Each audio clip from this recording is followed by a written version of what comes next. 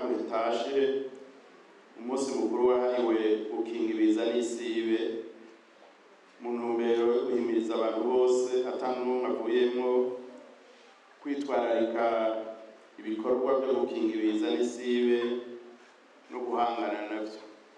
Icivugo cy'uyu mwaka kikaba kivuga kiti kurwanya ubusumbasumbane mu kubaka akazoza keza. Mu gihe habaye ibiza, ingaruka mbi zabyo zishikira abenegihugu mu buryo butandukanye. Hari ubuzima babayemo canke aho baba, amagara make y'abakeneye ubufasha butandukanye nk'abagendana ubumuga, abageze mu zabukuru, abakenyezi bibungenze, abagendana indwara zidakira, abana n'iyindi mirwi. Ni naco gituma mu bikorwa bya misi yose leta y'u Burundi yamihimiriza abenegihugu kurwanya ubukene mu gukorera hamwe no mu makoperative kugira ubusumbasumbane bwabo bugabanuke. N'akare basogokuru barayamaze ngo tugurana urupfu canke ngo ubwoko bumwe kuriyaga ni kwimara uburyi. Gutyo naho ibiza n'isibe biza baravyikingira vyoroshe kurusha badakorera hamwe. Musanzwe muzi ko ngaha muri zone ya Gatumba n'imiryango myinshi yateshejwe izabo, ikaba yabaye akika umusaya mu kigo ca Sobe muri zone Maramvya n'aha hafi mu Kinyinya ya kabiri.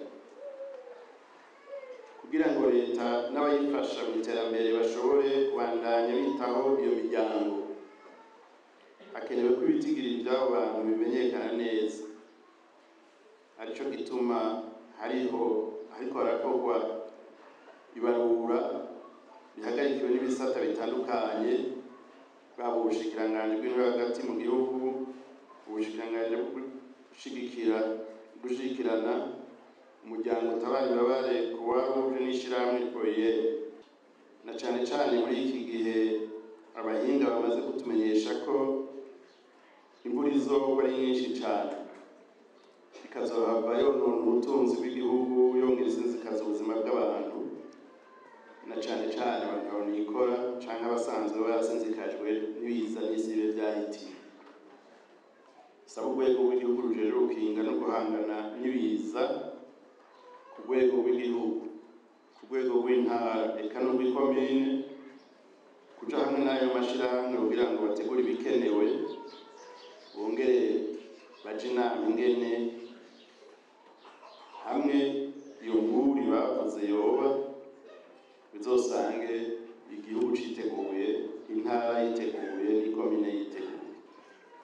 Igihugu cacu kibicishije ku bushikiranganji bw'intwaro hagati mu gihugu, iterambere rusange n'umutekano no ku rwego rw'igihugu rujejwe gukinga no gutabara ibiza n'isibe, kiramaze kurangura ibikorwa bitari bike bifasha mu gukinga kumwe n'ivyo gutabara abashikiwe n'ibiza n'isibe.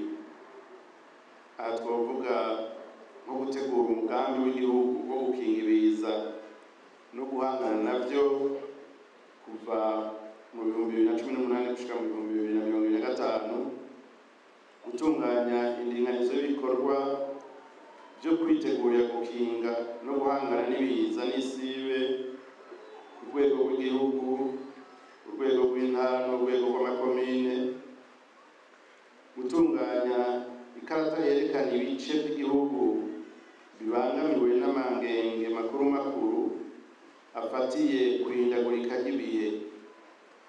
Iyo karata ikaba yarafashije kumenya amakomine 50 abangamiwe cane gusumba ayandi. Ikomine ya Mutimbuzi ikaba igira 4 inyuma y'amakomine 3 yo mu gisagara ca Bujumbura. Gushinga urunani rw'abamenyeshamakuru rujejwe guhimiriza no gukangura abenegihugu ku bikorwa byo kukikingira ibiza n'isibe, gutabara abateshejwe izabo ko aha twavuga cyane cyane abateshejwe izabo kubera iduga ry'amazi ya Tanganyika n'imyuzurire y'inzuzi zica mu makomine ya Mutimbuzi, Muhuta, Bugarama, Rumonge, Nyanzarake hamwe n'abahuye n'ibiza bitandukanye mu gisagara ca Bujumbura, mu ntara ya Bujumbura, mu Cibitoki, Ngozi na Kirundo.